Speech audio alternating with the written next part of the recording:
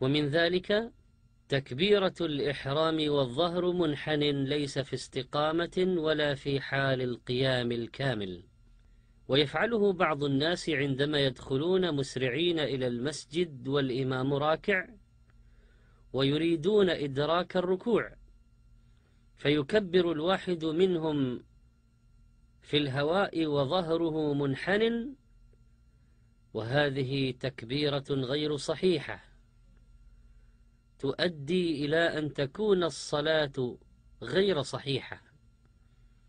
ويجب أن يكون التكبير في حال القيام الكامل واستواء الظهر قائما.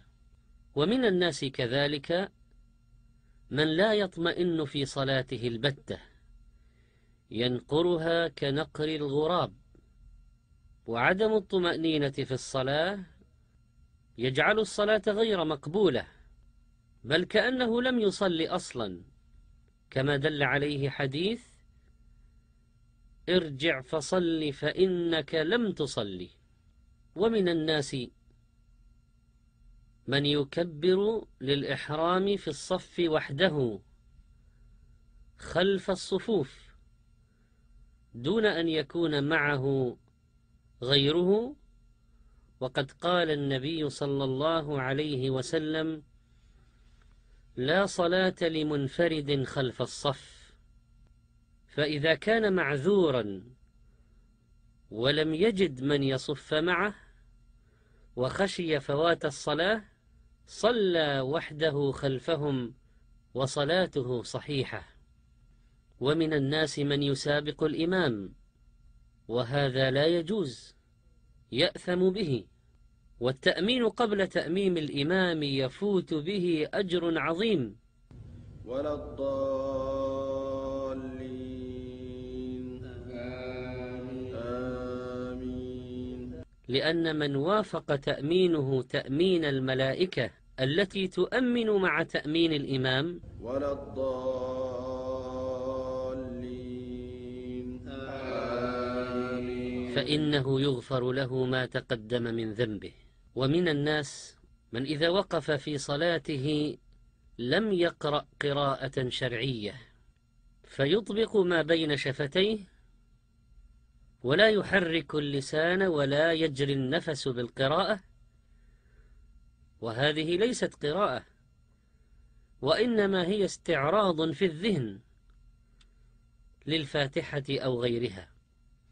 ومن الناس من لا يستوي ظهره في الركوع فيركع نصف ركوع وظهره ما بين القيام والركوع. ومن الناس من لا يسجد على الأعضاء السبعة. ومنهم من يرفع رجليه في الهواء من الخلف. ومنهم من يضع إحدى القدمين على الأخرى. ومنهم من ينبسط في ذراعيه كانبساط الكلب.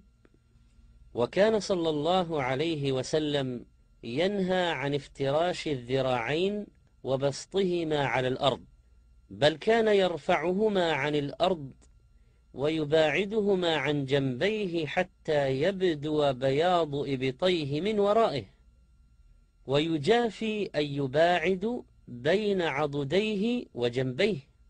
وإذا كان المصلي في صلاة الجماعة مع إخوانه لا يبالغ في ذلك حتى لا يؤذي من بجانبيه، فيرفع مرفقيه عن الأرض إذن في السجود.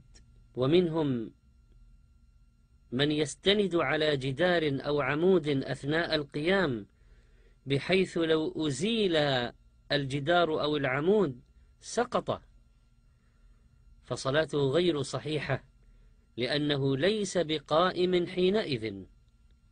ومن الناس من لا يمكن أنفه من الأرض أثناء السجود فيرفعه عن الأرض.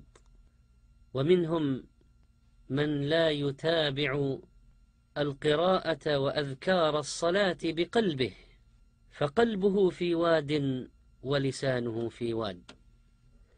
فلا تلتفت ببصرك ولا بقلبك، فإن التفات القلب إلى غير الله في الصلاة ينقص من أجرها ويتعارض مع الخشوع فيها.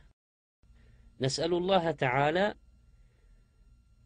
أن يعلمنا ما ينفعنا، وأن ينفعنا بما علمنا، وأن يفقهنا في ديننا، وأن يرزقنا اتباع سنة نبينا، وأن يتقبل منا عملنا، ويغفر لنا ذنوبنا وتفريطنا. وصلى الله وسلم على النبي الأمي وعلى آله وصحبه أجمعين.